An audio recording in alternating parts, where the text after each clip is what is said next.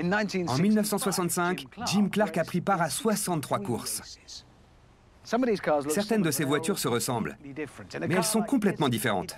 Avec une voiture comme celle-ci, il courait le championnat de Formule 1. Il participait au championnat britannique et français de Formule 2 dans celle-ci.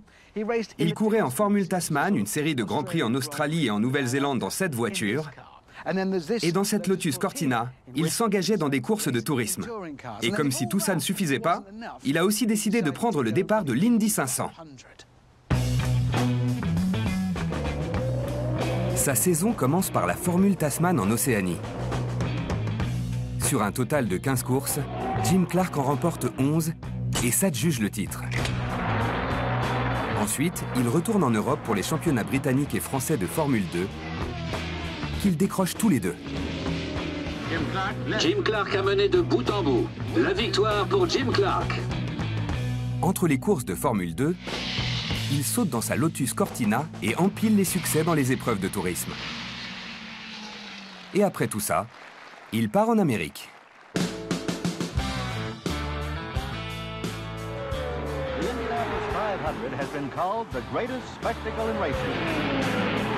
La plus prestigieuse des courses américaines est un vrai défi pour Clark. Il doit courir sur un circuit ovale à des vitesses inhabituelles pour lui contre des spécialistes de l'Indy. Pour l'Indy 500, Jim Clark a piloté une Lotus d'un peu moins de 500 chevaux, spécialement conçue pour l'occasion. Cependant, même s'il avait déjà un titre de champion du monde de F1, le CV de l'Écossais n'a pas impressionné les officiels américains, qui lui ont fait passer un test de pilotage comme tous les nouveaux participants, avant de l'autoriser à concourir. Le week-end de la course, le pilote venu de l'autre côté de l'Atlantique se qualifie en première ligne.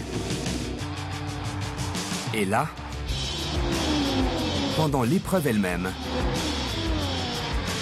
il domine les vétérans des circuits ovales et gagne avec 2 minutes d'avance.